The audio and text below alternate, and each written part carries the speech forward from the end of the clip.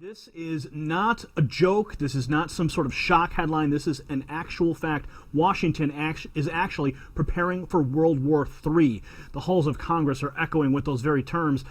Patrick Martin via WSWS.org by way of Zero Hedge reports, the U.S. military intelligence complex is engaged in systematic preparations for World War III. As far as the Pentagon is concerned, a military conflict with China and or Russia is inevitable, and this prospect has become the driving force of its tactical and strategic planning. 3 congressional hearings on Tuesday demonstrated this reality. In the morning, as the Senate Armed Services Committee held a lengthy hearing on cyber warfare, in the afternoon, a subcommittee of the House Armed Services Committee discussed the present size and deployment of the U.S. fleet of aircraft carriers, while another subcommittee of the same panel discussed the modernization of U.S. nuclear weapons. None of the hearings discussed the broader implications of the U.S. preparations for war or what a major war between nuclear armed powers would mean for the survival of the human race and even life on our planet as we know it. On the contrary, the hearings were examples of what might be called the routinization of World War III. A U.S. war with China and or Russia was taken as a given in the testimony. UFO that has everybody talking, the one that occurred over California.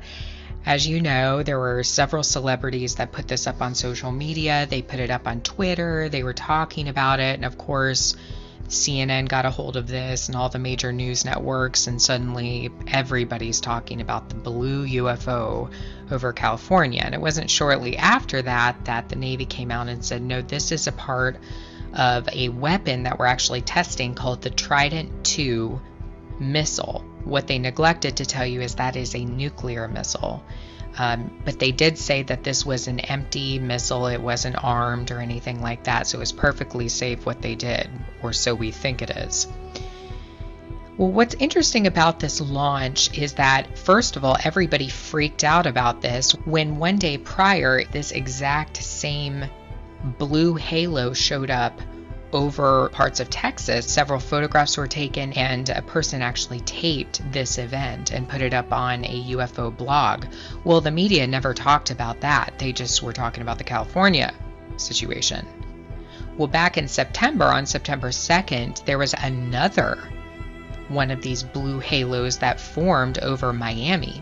And this was actually linked to a rocket called the Atlantis Atlas V rocket that was sent into space with U.S. military intelligence surveillance monitors aboard.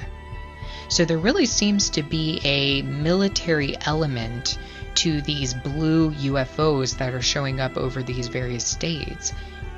Well, over in China, they're having the appearance of these halos as well. We saw one of these form over China on November 4th. And some people have been thinking that there's the possibility of this opening of parallel dimensions. As the military explains, they're not portals, they're not parallel dimensions, they're weapons.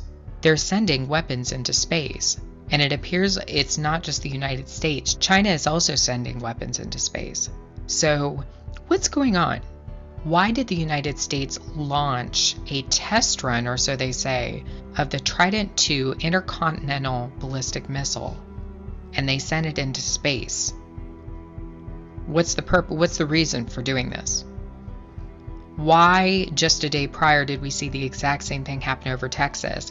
Why 2 months prior did we see the exact same thing happen over Miami when this Atlas V rocket was sent into space with military intelligence computers for the purpose of surveillance? There seems to be a lot of military movement into space. They're weaponizing space. What's the point? Why is there this rush to weaponize space? Well, I go back to the situation that happened just recently between China and the United States. It's kind of still ongoing, but these two countries were exchanging fire, if you will, at these chemical plants, where these chemical plants were basically exploding. And it was almost happening like every couple of days between the two countries. And it didn't seem to be mere coincidence that these were happening. Were these chemical plants being hit by space weapons? Are space weapons real?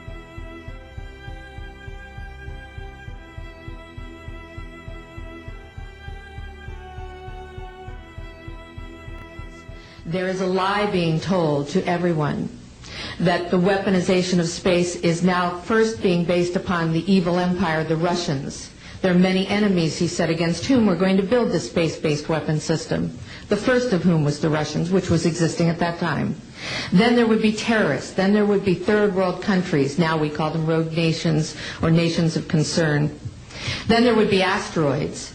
And then he would repeat to me over and over, and the last card, the last card, the last card would be the extraterrestrial threat.